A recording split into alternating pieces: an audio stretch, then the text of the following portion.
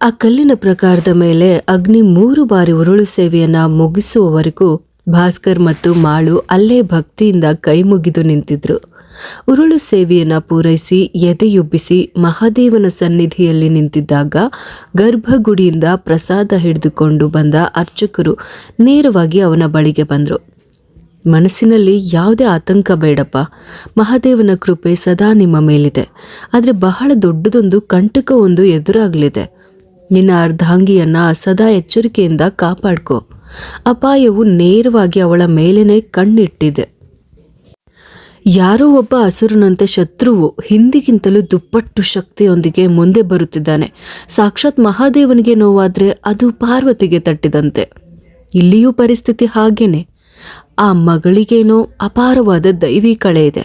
ಆದರೆ ಈಗ ಅವಳಿಗೆ ಶನಿ ದೆಸೆ ನಡೀತಾ ಇದೆ. ಅತ್ಯಂತ ಎಚ್ಚರಿಕೆಯಿಂದ ಇರಬೇಕು. ಅಪಮೃತ್ಯುವಿನ ಭೀತಿಯು ಕೂಡ ಕಾಣಿಸ್ತಾ ಇದೆ. ಯಾವುದೇ ಕಾರಣವಿಲ್ಲದೆ ಅವಳನ್ನ ಬುದ್ಧ ವೈರಿಯಂತೆ ಕಂಡು ನಾಶಪಡಿಸಲು ಸುತ್ತಮುತ್ತಲಿನವರು ಹೊಂಚು ಹಾಕ್ತಾ ಇದ್ದಾರೆ. ಅವರಿಗೊಂದು ಅದರೊಂದಿಗೆ ಒಂದು ಬಲವಾದ ದುಷ್ಟಶಕ್ತಿನೂ ಕೂಡ ಜೊತೆಯಾಗಿದೆ. ಆಕೆಯ ಹೆಸರಿನಲ್ಲಿ ಒಂದು ಮೃತ್ಯುಂಜಯ ಹೋಮವನ್ನು ಮಾಡಿಸಿ ಮಹಾದೇವನ ಪಾದ ಪದ್ಮಗಳಲ್ಲಿ ಸಂಪೂರ್ಣವಾಗಿ ಶರಣಾಗಿ ಪ್ರಾರ್ಥಿಸಿಕೊಳ್ಳಿ. ಭಗವಂತನೇ ಕಾಪಾಡ್ತಾನೆ. ನಾನು ಕೂಡ ಅವಳಿಗೋಸ್ಕರ ಪ್ರಾರ್ಥಿಸ್ತೇನೆ. ಆ ಕ್ಷಣದಲ್ಲಿ ಅಗ್ನಿಯ ಎದೆ ಬೆರೆಯುವಂತೆ ಹತ್ತಿತ್ತು. ದೈವ ಹಾಗೂ ಧರ್ಮದ ಮೇಲೆ ಅಪಾರ ನಂಬಿಕೆ ಇಟ್ಟಿದ್ದ ಆ ಗಂಡು ಆ ಅರ್ಚಕರು ನುಡಿದ ಪ್ರತಿ ಮಾತಿಗೂ ತನ್ನ ಉಸಿರನ್ನ ಬಿಗಿಯಾಗಿ ಕಟ್ಟಿಕೊಂಡು ನಿಂತಿದ್ದ. ಏಕೆಂದರೆ ಅವನಿಗೆ ಈ ಜಗತ್ತಿನಲ್ಲಿ ತನ್ನ ಪ್ರಾಣಕ್ಕಿಂತಲೂ ಮಿಗಿಲಾದದ್ದು ಅವನ ಪ್ರೀತಿ, ಅವನ ಹೆಂಡತಿಯ ಕೊರಳಿನಲ್ಲಿರುವ ತಾಳಿ, ಭೂಮಿ. ಅವನ ಕಣ್ಣಂಚುಗಳು ಒದ್ದೆಯಾದವು. ಅಲ್ಲಿ ನಿಂತಿದ್ದ 3 ಎದೆ ನುಗ್ಗಿಸುವ ಆ ನೋವಿನ ಭಾರವನ್ನು ಹೊತ್ತು ಮಹಾದೇವನ ವಿಗ್ರಹದ ಮುಂದೆ ಮೌನವಾಗಿ ಅವಳಿಗಾಗಿ ಕಣ್ಣೀರು ಹಾಕಿದ್ರು. ಭಾಸ್ಕರ್ ಮತ್ತು ಮಾಳು ಅಲ್ಲಿಂದ ಹೊರಟು ಹೋದ್ರು. ಅವರ ಮನಸ್ಸು ಮಾತ್ರ ಭೂಮಿಯ ಸುತ್ತಲೇ ಗಿರಿಕಿ ಹೊಡಿತಾ ಇತ್ತು. ಮರಳಿ ಬರುವ ದಾರಿಯಲ್ಲಿ ಅರವಿಂದ್ ಅಗ್ನಿಯ ಆಂತರಿಕ ಸಂಕಟವನ್ನು ಅರಿತು ಅವನ ಹೆಗಲ ಮೇಲೆ ಕೈಯಿಟ್ಟನು. ಅಗ್ನಿ, ನೀನೊಮ್ಮೆ ಅವಳಿಗೆ ಕಾಲ್ ಮಾಡಿ ಮಾತನಾಡು. ಎಷ್ಟೊತ್ತಿಗೆ ಕಾಲೇಜು ಮುಗಿದಿರಬೇಕಲ್ವೇ? ಹಾಂ ಎಂದು ಗುನುಗಿದ ಅಗ್ನಿ ಮೊಬೈಲ್ ತೆಗೆದನು. ಲಾಕ್ ಸ್ಕ್ರೀನ್ ಮೇಲೆ ಕಾಣಿಸಿದ ಆ ಚಿತ್ರವನ್ನು ನೋಡಿದ ತಕ್ಷಣವೇ ಅವನ ಎದೆ ಝಲ್ಲೆಂದಿತು. ಅವರ ಮದುವೆಯಾದ ಅಂದಿನ ರಾತ್ರಿ ಕೋಣೆಯಲ್ಲಿ ಅವಳನ್ನು ತನ್ನೆದೆಗೆ ಬಿಗಿದಪ್ಪಿಕೊಂಡಿದ್ದ ಆ ಸುಂದರ ಕ್ಷಣದ ಫೋಟೋ ಅದು. ಅವನ ಕಣ್ಣುಗಳು ತುಂಬಿ ಬಂದವು. ತಾನೇ ಸರ್ವಸ್ವವೆಂದು ನಂಬಿರುವ ತನ್ನ ಪ್ರಾಣವದು ಅವಳಿಗೆ ಒಂದು ಸಣ್ಣ ಗೀರು ಬಿದ್ದರೂ ತಾನು ಬದುಕಲಾರೆ ಎನ್ನುವ ಆತಂಕ ಅವನನ್ನು ಆವರಿಸಿತು. ಅಗ್ನಿ ತನ್ನ ಕಣ್ಣುಗಳನ್ನು ಬಿಗಿಯಾಗಿ ಮುಚ್ಚಿಕೊಂಡನು. ಭೂಮಿ ಇನ್ನೂ ಕ್ಲಾಸ್ಗೆ ಹೋಗಿರಲಿಲ್ಲ. ಮಾಳು ರಜೆಯಲ್ಲಿದ್ದ ಕಾರಣ ಅಪರ್ಣಾಳೊಂದಿಗೆ ಕ್ಯಾಂಟೀನ್ಗೆ ಹೋಗಿ ಬರುತ್ತಿದ್ದಾಗ ಅಗ್ನಿಯ ಕಾಲ್ ಬಂತು. ಅವಳು ಆತುರದಿಂದಲೇ ಕಾಲ್ ರಿಸೀವ್ ಮಾಡಿದಳು. ಹೇಳಿ ಅಗ್ನಿ, ಈಗ ಎಲ್ಲಿದ್ದೀರಾ? ಅವಳು ಪ್ರೀತಿಯಿಂದಲೇ ಕೇಳಿದಳು. ನಾನು ಮನೆಗೆ ಹೊರಟಿದ್ದೇನೆ. ನೀನು ಇನ್ನೂ ಕ್ಲಾಸ್ಗೆ ಹೋಗಲಿಲ್ವೇ? ಇಲ್ಲ, ಅಪರ್ಣ ಬೆಳಗ್ಗೆಯಿಂದ ಏನೂ ತಿಂದಿರಲಿಲ್ಲ. ಅದಕ್ಕೆ ಅವಳ ಜೊತೆ ಕ್ಯಾಂಟೀನ್ಗೆ ಹೋಗಿ ಬಂದೆ. ಹುಷಾರ್, ಕಾಲೇಜಿನಿಂದ ಆಚೆಗೆ ಯಾರ ಜೊತೆನೂ ಅನಗತ್ಯವಾಗಿ ಅಲೇಬೇಡ. ಕೇಳಿಸ್ತಾ ಇದ್ದೇನಾ? ಸಂಜೆ ನಾನೇ ಬಂದು ನಿನ್ನನ್ನು ಕರೆದುಕೊಂಡು ಹೋಗುತ್ತೇನೆ. ನೀನೊಬ್ಬಳೇ ಬರುವ ಸಾಹಸಕ್ಕೆ ಹೋಗಬೇಡ. ಅವನ ಆ ಗಡಸು ಧ್ವನಿಯನ್ನು ಕೇಳಿ ಅವಳು ಒಮ್ಮೆ ಮೌನವಾದಳು. ಅಗ್ನಿ, ಏನಾದರೂ ತೊಂದರೆ ಆಗಿದೆನಾ? ಬೇರೆ ಏನಾದರೂ ವಿಷಯ ಇದೆನಾ? ಅವಳ ಆ ಮುಗ್ಧ ಧ್ವನಿಯನ್ನು ಕೇಳಿದಾಗ ಅವನ ಎದೆ ಭಾರವಾಯಿತು. ಇಲ್ಲ ಎಂದು ನಾನು ಸ್ವಲ್ಪ ಬಿಡುವು ಮಾಡಿಕೊಂಡು ಬಂದದ್ರಿಂದ ಹಾಗೆ ಹೇಳಿದೆ. ಸರಿ, ಇನ್ನು ತಡ ಮಾಡಬೇಡ, ಬೇಗ ಹೋಗಿ ಕ್ಲಾಸ್ಗೆ ಸೇರ್ಕೊ. ಅಗ್ನಿ ಅವಳನ್ನು ಸಮಾಧಾನಪಡಿಸಿ ಕಾಲ್ ಕಟ್ ಮಾಡಿದ ನಂತರ ಅರವಿಂದ್ನತ್ತ ತಿರುಗಿದನು. ನಿನಗೆ ಇಷ್ಟೆಲ್ಲ ಹೆದರಿಕೆಯಾಗಿದ್ರೆ ಅಗ್ನಿ ಹೇಗೆ? ಭೂಮಿಯ ವಿಚಾರದಲ್ಲಿ ನನಗೂ ಕಾಳಜಿ ಇದೆ. ಹಾಗಂದ ಮಾತ್ರಕ್ಕೆ ಹೀಗೆ ಹೆದರಿಕೊಂಡು ಅವಳನ್ನು ಒಂದು ಪಂಜರದಲ್ಲಿ ಕೂಡಿ ಹಾಕೋದಕ್ಕೆ ನೋಡ್ತಾ ಇದೆಯಾ? ಅಂದು ಅಭಿರಾಮಿ ನಿನ್ನ ಜಾತಕ ದೋಷಕ್ಕೆ ಭಯಪಟ್ಟು ದೂರಾಗಲು ನೀನು ಅವಳನ್ನು ದೂಷಿಸಿದ್ದೆ. ಇಂದೇನು ಮಾಡ್ತಾ ಇದ್ದೀಯಾ? ಅಗ್ನಿ, ನಂಬಿಕೆಗಳು ಬೇಕು, ಆದರೆ ಅದು ಅತಿರೇಕಕ್ಕೆ ಹೋದರೆ ನಮ್ಮನ್ನು ಜೀವಂತವಾಗಿ ಕೊಲ್ಲುತ್ತೆ. ಪ್ರಾಯೋಗಿಕವಾಗಿ ಯೋಚಿಸು. ಬರುವುದು ಏನೇ ಇರಲಿ ಅದನ್ನು ಧೈರ್ಯವಾಗಿ ಎದುರಿಸ್ಬಿಡೋಣ. ಹೀಗೆ ಸುಮ್ಮನೆ ಆತಂಕಪಟ್ಟು ಭೂಮಿಯ ಮನಸ್ಸನ್ನು ಕೆಡಿಸಿದ್ರೆ ಅವಳ ಓದಿನ ಮೇಲೆ ಅದು ಪರಿಣಾಮ ಬೀರುತ್ತೆ. ಅದನ್ನೆಲ್ಲ ಗಾಳಿಗೆ ತೂರಿ ಸ್ವಲ್ಪ ರಿಲ್ಯಾಕ್ಸ್ ಆಗು. ಸದ್ಯಕ್ಕೆ ಭಾಸ್ಕರ್ ವಿಷಯವನ್ನು ಭೂಮಿಯ ಬಳಿ ಮಾತನಾಡೋನ್ವೇ. ಮಾಳುವನ್ನ ಮದುವೆ ಆಗಲು ಒಪ್ಪಿಕೊಂಡಿದ್ದಾನೆ. ಅವನು ಆ ಮನೆಯಲ್ಲಿ ಒಂಟಿಯಾಗಿದ್ದಾನೆ. ಹಾಗಾಗಿ ಅವರಿಬ್ಬರ ಮದುವೆಯನ್ನು ಹೆಚ್ಚು ದಿನ ಮುಂದೂಡೋದು ಬೇಡ. ಅಗ್ನಿ ತನ್ನ ಮನಸ್ಸಿನಲ್ಲಿದ್ದ ಭಾರವನ್ನು ಇಳಿಸಲು ಅರವಿಂದ್ನ ಮಾತಿಗೆ ತಲೆ ಆಡಿಸಿದನು. ಇವತ್ತು ರಾತ್ರಿ ನಾನು ಭೂಮಿ ಜೊತೆ ಮಾತನಾಡ್ತೇನೆ. ಅವಳಿಗೆ ಖಂಡಿತ ಇಷ್ಟವಾಗುತ್ತೆ. ಹೇಗೂ ಎಕ್ಸಾಮ್ಸ್ ಕೂಡ ಮುಗಿದು ರಜೆ ಶುರುವಾಗುತ್ತದಲ್ಲ, ಒಳ್ಳೆ ದಿನವನ್ನು ನೋಡಿ ನಿಶ್ಚಿತಾರ್ಥವನ್ನು ಮುಗಿಸಿ ರಜೆಯಲ್ಲಿ ಅವರ ಮದುವೆ ಮಾಡಿಬಿಡೋಣ. ಮತ್ತೊಂದೆಡೆ ರಾಜೇಂದ್ರ ಈಗ ಹೊಸ ಮನೆ ಕಟ್ಟುವ ಗಡಿಬಿಡಿಯಲ್ಲಿದ್ದ. ಕೈಗೆ ಬಂದ ಹಣದಿಂದ ಆ ಮನೆಯಲ್ಲಿ ಹೊಸ ಶ್ರೀಮಂತಿಕೆಯ ದರ್ಪ ಶುರುವಾಗಿತ್ತು. ಆ ಮನೆ ಕೆಲಸ ಮುಗಿದ ಮೇಲೆ ನೀವಿನ್ನು ಆ ಕೂಲಿ ಕೆಲಸಕ್ಕೆ ಹೋಗೋದು ಬೇಡ ರೀ. ಇಂಥ ದೊಡ್ಡ ಮನೆ ಕಟ್ಟಿಸಿ ನಮ್ಮ ಮಕ್ಕಳು ಬೆಳೆಯುತ್ತಿರುವಾಗ ನೀವು ಕೂಲಿ ಕೆಲಸಕ್ಕೆ ಹೋದರೆ ಊರವ್ರ ಮುಂದೆ ನಮಗೆ ಅವಮಾನ ಅಲ್ವಾ? ಅದಕ್ಕೆ ಬೇರೆ ಯಾವುದಾದ್ರೂ ಒಳ್ಳೆ ಬಿಸ್ನೆಸ್ನ ನೋಡಿ ನಾನು ಕೈ ಜೋಡಿಸ್ತೇನೆ. ಶೀಜಾ ಬಹಳ ದೊಡ್ಡದಾಗಿ ಯೋಚಿಸುತ್ತಾ ಹೇಳಿದಾಗ ರಾಜೇಂದ್ರನು ಅದಕ್ಕೆ ತಲೆ ಆಡಿಸಿದನು. ನಾನು ಹಾಗೆ ಯೋಚಿಸ್ತಾ ಇದ್ದೇನೆ. ಇನ್ನು ಮುಂದೆನೂ ಹೀಗೆ ಕಷ್ಟಪಡೋದು ನನ್ನಿಂದ ಸಾಧ್ಯವಿಲ್ಲ. ರಾಜೇಂದ್ರ ಆಲೋಚಿಸುತ್ತಾ ಹೇಳುವುದನ್ನು ಕೇಳಿ ಶೀಜಾ ಸಮಾಧಾನದಿಂದ ನಕ್ಕಳು. ಬಂಧುಗಳ ಮುಂದೆಯೂ ಊರಿನವರ ಮುಂದೆನೂ ತಮ್ಮ ಬಳಿ ಹಣವಿದೆ ಎಂದು ತೋರಿಸಿಕೊಳ್ಳುವ ಅಹಂಕಾರ ಅವರಲ್ಲಿ ತುಂಬಿತ್ತು. ಶ್ರೀ ಮತ್ತು ಶಿಖಾ ಮದುವೆಯ ವಿಚಾರದಲ್ಲಿ ಈಗಲೇ ಒಂದು ನಿರ್ಧಾರಕ್ಕೆ ಬರಬೇಕು. ಇಲ್ಲದೇ ಇದ್ರೆ ಅವರು ಕೈ ತಪ್ಪಿ ಹೋಗುವ ಸಂಭವವಿದೆ. ಅಂದು ಹಣ ಕೊಟ್ಟು ಹೋದ ಮೇಲೆ ಅವರಿಂದ ಯಾವುದೇ ಪ್ರತಿಕ್ರಿಯೆ ಕೂಡ ಬಂದಿಲ್ವಲ್ಲ, ಅದೇ ನನ್ನನ್ನು ಕಾಡ್ತಾ ಇದೆ. ರಾಜೇಂದ್ರ ದಿಢೀರನೆ ಹೇಳಿದಾಗ ಮೊಬೈಲ್ ನೋಡುತ್ತಾ ಕುಳಿತಿದ್ದ ಶಿಖಾ ಮುಖವನ್ನೆತ್ತಿ ನೋಡಿದ್ಲು. ನೋಡ್ತಾ ಕೂರ್ಬೇಡಿ. ಶ್ರೀ ಈಗ ನನ್ನನ್ನು ಸರಿಯಾಗಿ ಮಾತನಾಡಿಸ್ತಾನೂ ಇಲ್ಲ. ಇದನ್ನೆಲ್ಲ ನೆನೆಸ್ಕೊಂಡ್ರೆ ರಾಜೇಂದ್ರ ಬೇಸರದಿಂದ ತಲೆಗೆ ಕೈ ಹೊತ್ತುಕೊಂಡ. ನಾನು ನಾಳೆ ಹೋಗಿ ರಾಜುಯನ್ನು ಒಮ್ಮೆ ಭೇಟಿಯಾಗಿ ಬರ್ತೇನೆ. ನಂತರ ಒಂದು ಅಂತಿಮ ತೀರ್ಮಾನವನ್ನು ಮಾಡೋಣ. ಅದನ್ನು ಕೇಳಿ ತಾನೂ ಜೊತೆ ಬರುವುದಾಗಿ ಶೀಜಾ ಒಪ್ಪಿಕೊಂಡಳು. ತಂದೆ ತಾಯಿಗಳ ಈ ಮಾತುಗಳನ್ನು ಕೇಳುತ್ತಿದ್ದ ಶಿಖಾ ನೇರವಾಗಿ ತನ್ನ ಮೊಬೈಲ್ ತೆಗೆದು ಮೈ ಲವ್ ಎಂದು ಸೇವ್ ಮಾಡಿದ್ದ ನಂಬರ್ಗೆ ಕಾಲ್ ಮಾಡಿದ್ಲು. ಅವನು ಕಾಲ್ ನೋಡಿದರೂ ಅದನ್ನು ರಿಸೀವ್ ಮಾಡುವ ಗೋಜಿಗೆ ಹೋಗಲಿಲ್ಲ. ಅವರೊಂದಿಗೆ ಶಿಖಾ ಮೆಸೇಜ್ ಮಾಡಲು ಶುರು ಮಾಡಿದ್ಲು. ಎಲ್ಲಿದ್ದೀರಾ ಈಗ? ನಾನು ಮಲಗಿದ್ದೀನಿ. ನೀನು? ನಾನು ಕೂಡ. ಶಿಖಾ ಮೈ ಮರೆತು ಕಳುಹಿಸಿದ ಮೆಸೇಜ್ ಕೆಲವೇ ನಿಮಿಷಗಳಲ್ಲಿ ಮಿತಿ ಮೀರಿ ಅಶ್ಲೀಲ ಚಾಟ್ ಆಗಿ ಬದಲಾಗಿತ್ತು. ಅಂದು ಸಂಜೆ ಕಾಲೇಜು ಮುಗಿಸಿ ಹೊರಬಂದ ಭೂಮಿಗಾಗಿ ಕಾಯುತ್ತಾ ಕುಂತಿದ್ದ ಅಗ್ನಿ ಕಾವಿ ಬಣ್ಣದ ಧೋತಿ ಹಾಗೂ ಕಪ್ಪು ಶರ್ಟ್ ಧರಿಸಿದ್ದನು. ಅವಳನ್ನು ಕಂಡ ತಕ್ಷಣವೇ ಅವನು ಬೈಕ್ನ ಹಾರ್ನ್ ಮೊಳಗಿಸಿದ. ಭೂಮಿ ನಗುನಗುತ್ತಲೇ ಅವನ ಬೈಕ್ ಬಳಿ ಓಡಿ ಬಂದಳು. ಅಗ್ನಿ ಬಹಳ ಹೊತ್ತಾಯ್ತಾ ಬಂದ ತಕ್ಷಣವೇ ಅವಳು ಬೈಕ್ನ ಹ್ಯಾಂಡಲ್ ಹಿಡಿದುಕೊಂಡು ಪ್ರೀತಿಯಿಂದ ವಿಚಾರಿಸಿದಳು. ಏನಿಲ್ಲ, ಕೇವಲ 5 ನಿಮಿಷ. ಬಾ, ಗಾಡಿ ಹತ್ತು. ಒಂದೊಳ್ಳೆ ಚಹಾ ಕುಡಿದು ಮನೆಗೆ ಹೋಗೋಣ. ಅಗ್ನಿ ಸ್ಟಾರ್ಟ್ ಮಾಡಿ ಅವಳನ್ನು ಹತ್ತುವಂತೆ ಸನ್ನೆ ಮಾಡಿದ್ನು. ಮುಂದಿನ ವಾರದಿಂದ ಎಕ್ಸಾಮ್ ಸ್ಟಾರ್ಟ್ ಆಗುತ್ತದೆ ಅಗ್ನಿ. ನನಗೆ ತುಂಬ ಭಯ ಆಗ್ತಿದೆ.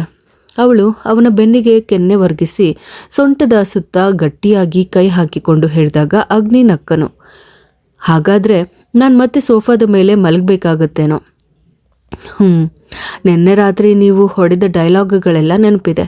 ಆಮೇಲೆ ಸ್ವಲ್ಪ ಹೊತ್ತಾದ ಮೇಲೆ ಬಂದು ಭಾಮಿ ಇಲ್ಲಿ ಬಂದು ಮಲ್ಗೆ, ನೀನಿಲ್ಲದೆ ನನಗೆ ನಿದ್ದೆ ಬರೋದಿಲ್ಲ ಅಂತ ಅಷ್ಟು ಹಠ ಮಾಡಿದ್ರಲ್ಲ. ಭೂಮಿ ಜೋರಾಗಿ ನಗುತ್ತಾ ರೇಗಿಸಿದಾಗ ಅಗ್ನಿಯು ಆ ನಗುವಿನಲ್ಲಿ ಭಾಗಿಯಾದನು. ಅದು ನನಗೂ ಅರ್ಥವಾಯಿತು ಬಿಡು. ದೊಡ್ಡವಳ ಹಾಗೆ ಸೋಫಾದ ಮೇಲೆ ಹೋಗಿ ಮಲಗಿ ಆಮೇಲೆ ನನ್ನ ಮೇಲೆ ಬಂದು ಬಿದ್ದದ್ದು ಯಾರಂತ. ಏನಾಗಿತ್ತು ನಿನ್ನ ಡೈಲಾಗ್? ಈ ಎದೆ ಮೇಲೆ ಮಲಗದೇ ಇದ್ದರೆ ನನಗೆ ನಿದ್ದೆನೇ ಬರಲ್ಲ. ನಾನಿನ್ನು ಮುಂದೆ ಒಳ್ಳೆ ಹುಡುಗಿ ಆಗಿರ್ತೀನಿ ಅಂತೆಲ್ಲ ಹೇಳ್ತಾ ಇದ್ದೆಯಲ್ಲ. ಅಗ್ನಿಯು ಅವಳ ಕಾಲಿಡುವುದನ್ನು ಬಿಡಲಿಲ್ಲ. ಅದಕ್ಕೆ ಪ್ರತಿಯಾಗಿ ಭೂಮಿ ಅವನ ಬೆನ್ನಿಗೆ ಮೆಲ್ಲಗೆ ಕಚ್ಚಿದಳು. ಆ ತುಂಟಿ, ನೀವು ತಾನೇ ನನ್ನನ್ನು ಹಾಗೆ ಕರೆದದ್ದು? ಅವಳು ಮುನಿಸಿದಿಂದಲೇ ಹೇಳಿದ್ಲು. ಓ ಹೌದಾ, ನಾನು ಕರೆಯಲಿ ಅಂತಾನೆ ಕಾಯ್ತಿದ್ದೆ ಅಲ್ವಾ, ಹೋಗೆ. ಇನ್ನು ಇವತ್ತು ರಾತ್ರಿ ಹತ್ತಿರ ಮಲಗೋದಕ್ಕೆ ಕರೆದು ನೋಡಿ, ಆಮೇಲೆ ಕೊಡ್ತೀನಿ ನಿಮಗೆ. ನಾನಿನ್ನೂ ಸೋಫಾದ ಮೇಲೇ ಮಲಗೋದು, ನೋಡ್ತಾ ಇರಿ. ಅವಳ ಮುದ್ದಾದ ಜಗಳಕ್ಕೆ ನಗುತ್ತಲೇ ತಲೆಯಾಡಿಸಿದ ಅಗ್ನಿ ರಸ್ತೆ ಬದಿಯಲ್ಲಿದ್ದ ಪುಟ್ಟದೊಂದು ಚಹಾ ಅಂಗಡಿಯ ಬಳಿ ಬೈಕ್ ನಿಲ್ಲಿಸಿದ. ರಸ್ತೆಯ ಬದಿಗೆ ಟಾರ್ಪಾಲಿನ ಹಾಕಿ ಕಟ್ಟಿದ್ದ ಆ ಅಂಗಡಿಯ ಹೊರಗೆ 4-5 ಟೇಬಲ್ ಮತ್ತು ಕುರ್ಚಿಗಳನ್ನು ಹಾಕಲಾಗಿತ್ತು. ಅಗ್ನಿ ಅಲ್ಲಿನ ಒಂದು ಕುರ್ಚಿಯಲ್ಲಿ ಕುಳಿತುಕೊಂಡು ಅವಳಿಗೂ ಕುಳಿತುಕೊಳ್ಳಲು ಹೇಳಿದನು. ತುಂಬ ಒಳ್ಳೆಯ ವಾಸನೆ ಬರುತ್ತಿದೆ ಅಲ್ವಾ ಅಗ್ನಿ? ಮಸಾಲೆ, ಚಿಕನ್ ಹಾಗೂ ಬಿಸಿ ಬಿಸಿ ತಿಂಡಿಯ ಪರಿಮಳ ಅಲ್ಲಿ ಹರಡಿತ್ತು. ಭೂಮಿ ಕಣ್ಣು ಮುಚ್ಚಿ ಆ ಪರಿಮಳವನ್ನು ಆನಂದಿಸುತ್ತಾ ದೀರ್ಘವಾಗಿ ಉಸಿರೆಳೆದುಕೊಂಡಳು. ಅವಳ ಮುಖದ ಮುಗ್ಧತೆಯನ್ನು ನೋಡಿ ಅಗ್ನಿ ನಕ್ಕು ಅವಳಿಗೆ ತಿನ್ನಲು ಏನು ಬೇಕೆಂದು ಕೇಳಿದನು. ಚಹಾ ಒಂದಿದ್ರೆ ಸಾಕು ಅಗ್ನಿ, ತಿನ್ನಲು ಏನೂ ಬೇಡವೆ? ಹಾಗಾದರೆ ಒಂದು ಮಸಾಲ ವಡೆ ಸಾಕು. ಅದನ್ನು ತಾನೇ ಯಾವಾಗಲೂ ತಿನ್ನೋದು. ಇವತ್ತೇನಾದರೂ ಬೇರೆ ರುಚಿ ನೋಡೋಣ. ಸ್ವಲ್ಪ ಹೊತ್ತು ಇಲ್ಲೇ ಕೂತ್ಕೋ, ನಾನೇ ಹೋಗಿ ತರ್ತೇನೆ. ಮೊದಲೇ ಹೇಳ್ತಿದ್ದೀನಿ, ನಾನು ತಂದಿದ್ದನ್ನೆಲ್ಲ ಕಡ್ಡಾಯವಾಗಿ ತಿನ್ನಲೇಬೇಕು. ಒಪ್ಪಿತೆ? ಅವಳು ತಲೆ ಆಡಿಸಿ ಸಮ್ಮತಿಸಿದಳು. ಗ್ರಾಹಕರ ಮುಂದೆ ಅವಳು ತಲೆಯಾಡಿಸಿ ಸಮ್ಮತಿಸಿದಳು. ಅಗ್ನಿ ಎದ್ದು ಅಡುಗೆ ಮಾಡುತ್ತಿದ್ದ ಸ್ಥಳದತ್ತ ನಡೆದನು. ಗ್ರಾಹಕರ ಮುಂದೆನೆ ಬಿಸಿ ಬಿಸಿಯಾಗಿ ಎಲ್ಲವನ್ನೂ ತಯಾರಿಸಿ ಕೊಡುತ್ತಿದ್ದರು. ಅವನು ಏನನ್ನೋ ಆರ್ಡರ್ ಮಾಡಿ ಮರಳಿ ಬಂದು ಅವಳ ಪಕ್ಕದ ಕುರ್ಚಿಯಲ್ಲಿ ಕುಳಿತುಕೊಂಡ. ಭಾಮಿ, ನಿನ್ಗೊಂದು ಒಳ್ಳೆ ಸುದ್ದಿ ಇದೆ, ಹೇಳಲೆ? ಏನದು ಅಗ್ನಿ? ಅವಳು ಕುತೂಹಲದಿಂದ ಕಣ್ಣು ಅಗಲಿಸಿ ಕೇಳಿದಳು. ನಿನ್ನ ಅಣ್ಣ ಮಾಳುವನ್ನ ಮದುವೆ ಆಗೋದಕ್ಕೆ ಒಪ್ಕೊಂಡಿದ್ದಾನೆ. ಇಂದು ಬೆಳಗ್ಗೆ ಅವರಿಬ್ಬರು ತಮ್ಮ ಪ್ರೀತಿಯನ್ನು ಒಪ್ಪಿಕೊಂಡು ಮಾತನಾಡಿಕೊಂಡಿದ್ದಾರೆ. ಭೂಮಿಯ ಕಣ್ಣುಗಳು ಅಚ್ಚರಿಯಿಂದ ಹೊರಬಂದವು. ಯಾವಾಗ? ಇಂದು ಬೆಳಗ್ಗೆ ನಮ್ಮ ಮಹಾದೇವನ ದೇವಸ್ಥಾನದಲ್ಲಿಯೇ ಅದೆಲ್ಲವೂ ನಡೆದದ್ದು. ಆದಷ್ಟು ಬೇಗ ಮಾಳುವನ್ನ ಹೆಣ್ಣು ನೋಡೋದಕ್ಕೆ ಹೋಗಬೇಕೆಂದು ನಿನ್ನ ಅಣ್ಣ ಹೇಳ್ತಾ ಇದ್ದಾನೆ. ನಿಮಗೆ ಅಣ್ಣ ಕಾಲ್ ಮಾಡಿ ಹೇಳಿದ್ನಾ? ಅವಳಿಗೆ ಇನ್ನೂ ಆಶ್ಚರ್ಯ ಮಾಸದೆ ಮತ್ತೆ ಕೇಳಿದ್ಲು. ನನಗೆ ಕಾಲ್ ಮಾಡಿದ್ದೇನೂ ಇಲ್ಲ, ನಾನು ದೇವಸ್ಥಾನದಲ್ಲಿದ್ದೆ, ಇಬ್ಬರು ಅಲ್ಲಿಗೆ ಬಂದು ಹೇಳಿದ್ದು. ಓಹ್, ಬಾವ ಇಬ್ಬರು ಸೇರಿ ಸೆಟ್ ಮಾಡಿದ್ದೀರಾ? ನನಗೆ ಮಾತ್ರ ಎಲ್ಲನೂ ಮುಗಿದ ಮೇಲೆ ಹೇಳ್ತಾ ಇದ್ದೀರಾ? ನಾನು ಕಾಲ್ ಮಾಡಿದ್ರು ಮಾಳು ಫೋನ್ ಎತ್ತಿರಲಿಲ್ಲ. ಅವರಿಬ್ಬರ ಮದುವೆ ಮುಗಿದ ಮೇಲೇನೂ ನನಗೆ ಹೇಳಬೇಕಿತ್ತಲ್ವಾ? ಸಂಕಟದಿಂದ ಕಣ್ಣು ತುಂಬಿಕೊಂಡು ಮುನಿಸಿನಿಂದ ಹೇಳುತ್ತಿದ್ದ ಅವಳ ಮುಖವನ್ನು ನೋಡಿ ಅಗ್ನಿ ತನ್ನ ನಗುವನ್ನು ತುಟಿಯಲ್ಲೇ ಕಚ್ಚಿ ಹಿಡಿದಿದ್ದ. ಮುಖ ಗಂಟಿಕಿಕೊಂಡು ಮುನಿಸಿನಿಂದ ದೂರುತ್ತಿದ್ದ ಭೂಮಿಯ ಆ ಮುಗ್ಧ ಮುಖಭಾವ ಅಗ್ನಿಗೆ ತೀರಾ ಹೊಸದಾಗಿತ್ತು. ಅವಳ ಆ ಮುನಿಸನ್ನ ಅವನು ಕಣ್ಣು ಮಿಟುಕಿಸದೆ ಆರಾಧಿಸುತ್ತಿದ್ದ. ಈ ಪ್ರೀತಿಯ ನಶೆ ತಲೆಗೇರಿದ್ರೆ ಆಮೇಲೆ ತಂಗಿ ಮತ್ತು ಉಳಿದವರನ್ನೆಲ್ಲ ಯಾರು ನೆನಪಿಟ್ಟುಕೊಳ್ಳುತ್ತಾರೆ ಭಾಮಿ? ಅವಳ ಪ್ರತಿಕ್ರಿಯೆಗಾಗಿ ಅಗ್ನಿ ನಿರೀಕ್ಷೆಯಿಂದ ನೋಡುತ್ತಿರುವಾಗ ಅವಳ ಕಣ್ಣುಗಳು ತುಂಬಿ ಬಂದು ತುಟಿಗಳು ಬಿಕ್ಕಳಿಸತೊಡಗಿದವು. ಛೇ, ನಿನಗೇನು ನಾಚಿಕೆ ಆಗಲ್ವೇ ಭಾಮಿ? ಹೀಗೆ ಸಾರ್ವಜನಿಕ ಸ್ಥಳದಲ್ಲಿ ಕೂತು ಅಳುವುದಕ್ಕೆ? ಒಂದೆಲ್ಲ ಅಂದರೆ ಭಾಸ್ಕರ್ ಮದುವೆಗೆ ಒಪ್ಪಿಕೊಂಡಲ್ಲ ಅಂತಲಾದರೂ ಖುಷಿ ಪಡಬೇಕಲ್ವಾ? ಅದರೊಂದಿಗೆ ಭೂಮಿ ಅವನತ್ತ ತೀಕ್ಷ್ಣವಾಗಿ ನೋಡಿದ್ಲು. ಹಾಗೆಲ್ಲ ನೋಡಬೇಡ ಭಾಮಿ. ಅಗ್ನಿ ತನ್ನ ನಗುವನ್ನು ಕಚ್ಚಿ ಹಿಡಿದು ಹೇಳಿದಾಗ ಭೂಮಿ ಪಕ್ಕದಲ್ಲಿದ್ದ ಸಾಸ್ ಬಾಟಲಿಯನ್ನು ಕೈಗೆತ್ತಿಕೊಂಡಳು. ಅದನ್ನೆಲ್ಲ ಅಲ್ಲೇ ಇಡು. ಎಲ್ಲಿಂದ ಬಂತು ನಿನಗಿಷ್ಟು ಸಿಟ್ಟು? ನಿನ್ನನ್ನು ಹೇಗೆ ಸರಿಪಡಿಸಬೇಕು ಅಂತ ನನಗೆ ಗೊತ್ತಿದೆ. ಅಗ್ನಿ ಅವಳನ್ನು ನೋಡಿ ತನ್ನ ಗಡ್ಡವನ್ನು ಸವರುತ್ತಾ ಕಣ್ಣು ಮಿಟುಕಿಸಿದ. ಅಂಗಡಿಯವನು ತಂದು ಮುಂದಿಟ್ಟ ತಟ್ಟೆ ಎತ್ತಲು ಅಗ್ನಿಯ ಮುಖದತ್ತಲು ಭೂಮಿ ಮತ್ತೆ ಮತ್ತೆ ಕಣ್ಣರಳಿಸಿ ನೋಡಿದಳು. ನನ್ನ ಮುಖವನ್ನೇ ನೋಡುತ್ತಾ ಕೂರ್ತೆ, ಬೇಗ ತಿನ್ನೋದಕ್ಕೆ ಶುರು ಮಾಡು. ಅಗ್ನಿ ಹಾಗೆ ಹೇಳಿ ತನ್ನ ತಟ್ಟೆಯಿಂದ ಸ್ವಲ್ಪ ಬೋಟಿ ಫ್ರೈಯನ್ನು ಎತ್ತಿ ಬಾಯಿಗಿಟ್ಟುಕೊಂಡ. ಭೂಮಿಯು ಸ್ವಲ್ಪ ಎತ್ತಿಕೊಂಡು ಅವನನ್ನೇ ನೋಡುತ್ತಾ ತಿಂದಳು. ಹೇಗಿದೆ? ಚೆನ್ನಾಗಿದೆನಾ? ಹಾಂ. ಏನು ಖಾರ? ಇದೇನು ಅಗ್ನಿ, ನೀನು ಇದನ್ನು ಈ ಮೊದಲು ತಿಂದಿಲ್ಲವೇ? ಅವಳು ಗೊತ್ತಿಲ್ಲವೆಂಬಂತೆ ಹೆಗಲಾರಿಸಿದಾಗ ಅಗ್ನಿಗೆ ಅವಳ ಮೇಲೆ ಮರುಕ ಹುಟ್ಟಿತು. ಇದು ಬೋಟಿ ಫ್ರೈ, ತಿನ್ನು. ನಾನು ಮತ್ತು ಅರವಿಂದ್ ಆಗಾಗ ಇಲ್ಲಿಗೆ ಬಂದು ತಿಂತಾನೆ ಇರ್ತೀವಿ. ರುಚಿ ಅದ್ಭುತವಾಗಿರುತ್ತೆ. ಸಣ್ಣದಾಗಿ ಮುಗುಳ್ನಗುತ್ತಲೇ ಭೂಮಿ ಚಮಚದಿಂದ ಸವಿಯುತ್ತಾ ತಿನ್ನತೊಡಗಿದಳು. ಅವಳ ಮುಖಭಾವವನ್ನು ನೋಡಿದಾಗಲೇ ಅಗ್ನಿಗೆ ಅವಳಿಗದು ಇಷ್ಟವಾಯಿತೆಂದು ಅರ್ಥವಾಯಿತು. ಬಿಸಿ ಬಿಸಿ ಚಹಾ ಮತ್ತು ಆ ಖಾರ ಎರಡೂ ಸೇರಿದಾಗ ಅವಳ ಕಣ್ಣುಗಳಲ್ಲಿ ನೀರು ಜಿನುಗಲಾರಂಭಿಸಿತು. ಅಗ್ನಿ ನಗುತ್ತಲೇ ಆ ದೃಶ್ಯವನ್ನು ಮನಸ್ಸಿನಲ್ಲಿ ಸೆರೆ ಹಿಡಿದುಕೊಂಡು ತಿನ್ನಲಾರಂಭಿಸಿದ. ಸಂಜೆ ದೀಪ ಹಚ್ಚಿ ಭೂಮಿ ತನ್ನ ಕೋಣೆಯಲ್ಲಿ ಓದಲು ಕುಳಿತಿದ್ದಾಗ ಎಂದೂ ಇಲ್ಲದಂತೆ ಸೌಮ್ಯ ಆ ಮನೆಯ ಮೆಟ್ಟಿಲು ಹತ್ತಿ ಬಂದರು. ಸೌಮ್ಯಳನ್ನು ಕಂಡ ತಕ್ಷಣವೇ ಸುಮಿತ್ರಾ ಒಮ್ಮೆ ಮೇಲಕ್ಕೆ ನೋಡಿದ್ರು. ಅಮ್ಮ, ಭೂಮಿ ಮೇಲಿದ್ದಾಳೆ, ಭಯಪಡಬೇಡಿ, ಗೌರಿ ಸುಮಿತ್ರರನ್ನ ಸಮಾಧಾನಪಡಿಸುತ್ತಾ ಹೇಳಿದಳು. ಸುಮಿತ್ರಾ ಸೌಮ್ಯ ಅವರನ್ನು ದೈನ್ಯವಾಗಿ ನೋಡಿದ್ರು. ಸೌಮ್ಯ, ಇಲ್ಲಿ ಕೂತ್ಕೋ. ಸುಮಿತ್ರಾ ಸ್ವಲ್ಪ ಹಿಂಜರಿಕೆಯಿಂದಲೇ ಹೇಳುತ್ತಾ ಪಕ್ಕದ ಸೋಫಾದಲ್ಲಿ ಕುಳಿತರು. ಸುಮಿತ್ರಾ, ನನ್ನನ್ನು ನೀನಾದರೂ ಅರ್ಥ ಮಾಡ್ಕೋ. ಅಂದಿನ ಪರಿಸ್ಥಿತಿಯಲ್ಲಿ ಆತನ ಮೇಲಿದ್ದ ಅಸಹ್ಯದಿಂದಲೇ ನಾನು ನನ್ನ ಮಕ್ಕಳನ್ನು ಬಿಟ್ಟು ಸುಧೀಂದ್ರ ಅವ್ರ ಜೊತೆ ಬಂದೆ. ಆದರೂ ಆ ಪಾಪ ಪ್ರಜ್ಞೆಯಿಂದ ಒಂದು ರಾತ್ರಿನೂ ನಾನು ನೆಮ್ಮದಿಯಾಗಿ ನಿದ್ದೆ ಮಾಡಿಲ್ಲ.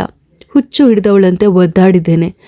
ಈಗ ನನ್ನ ಮಕ್ಕಳೇ ನನ್ನ ಬಳಿ ಸೇಡು ತೀರಿಸಿಕೊಳ್ಳಲು ಬಂದಿದ್ದಾರೆ. ನನಗೆ ಇದನ್ನು ಸಹಿಸಿಕೊಳ್ಳೋದಕ್ಕೂ ಸಾಧ್ಯವಾಗ್ತಾ ಇಲ್ಲ.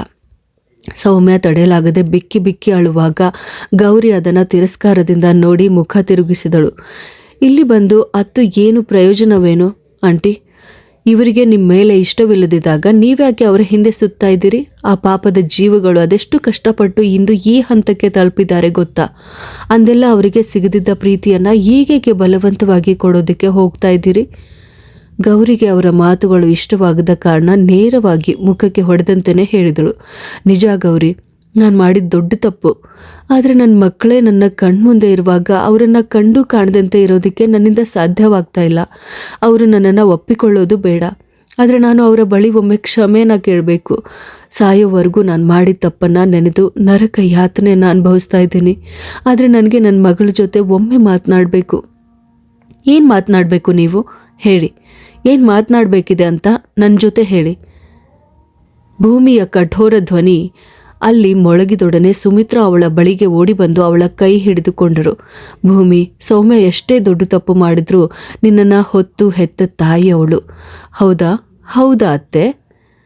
ಇವರು ನನ್ನನ್ನು ಹೆತ್ತದ್ದೇ ನಿಜವಾಗಿದ್ದರೆ ಆ ಆಸ್ಪತ್ರೆಯ ಕೋಣೆಯಲ್ಲಿ ನನ್ನನ್ನು ಅನಾಥಳನ್ನಾಗಿ ಮಾಡಿ ಕಂಡವರ ಜೊತೆ ಓಡಿ ಹೋಗ್ತಾ ಇರಲಿಲ್ಲ.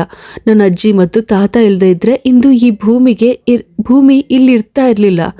ಆ ಘಟನೆ ನಡೆದಿದ್ದರಿಂದ ಮಾತ್ರನೇ ಇವರಿಗೆ ನಾನು ಇವರ ಮಗಳೆಂದು ಗೊತ್ತಾದದ್ದು. ಅಂಥದ್ದೊಂದು ಘಟನೆ ನಡೀದೇ ಇದ್ದಿದ್ರೆ ಇವರು ನನ್ನನ್ನು ನೆನೆಸ್ಕೊಳ್ತಾ ಇದ್ರಾ? ಇಲ್ಲ ತಾನೇ?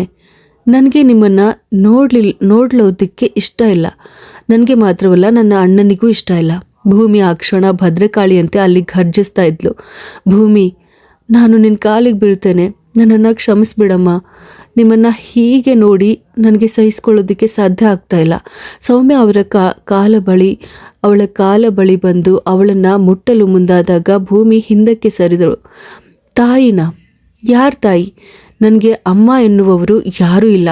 ಅಂಥದ್ದೊಂದು ಹೆಂಗಸು ನನ್ನ ಪಾಲಿಗೆ ಸತ್ತೇ ಹೋಗಿದ್ದಾಳೆ. ಹೊರಟು ಹೋಗಿ ನನ್ನ ಕಣ್ಮುಂದಿಂದ.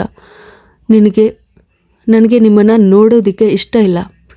ಹೊರಗೆ ಹೋಗಿದ್ದ ಅಗ್ನಿ ಒಳಗಿನ ಗಲಾಟೆ ಕೇಳಿ ಓಡಿ ಬಂದಾಗ ಕೋಪದಿಂದ ಜ್ವಾಲಾಮುಖಿಯಂತೆ ಕುದಿಯುತ್ತಿದ್ದ ಭೂಮಿಯನ್ನು ಕಂಡನು. ಈ ಥರದ ಮತ್ತಷ್ಟು ಇಂಟ್ರೆಸ್ಟಿಂಗ್ ಕತೆಗಳನ್ನು ನಾನು ನಿಮ್ಮ ಮುಂದೆ ತಗೊಂಡು ಬರ್ತೀನಿ. ಹಾಗಿದ್ರೆ ಮಿಸ್ ಮಾಡದೆ ನಮ್ಮ ಯೂಟ್ಯೂಬ್ ಚಾನಲ್ ಕಥಾಸಾಗರ ಯೂಟ್ಯೂಬ್ ಚಾನಲ್ನ ಇವತ್ತೇ ಸಬ್ಸ್ಕ್ರೈಬ್ ಮಾಡ್ಕೊಳ್ಳಿ. ಹಾಗೆ ಕತೆ ಇಷ್ಟ ಆಗಿದ್ರೆ ಲೈಕ್ ಮಾಡಿ. ಹಾಗೆ ನಿಮ್ಮ ಫ್ರೆಂಡ್ಸ್ ಹಾಗೂ ಫ್ಯಾಮಿಲಿಗೆ ಇವತ್ತೇ ಶೇರ್ ಮಾಡಿ.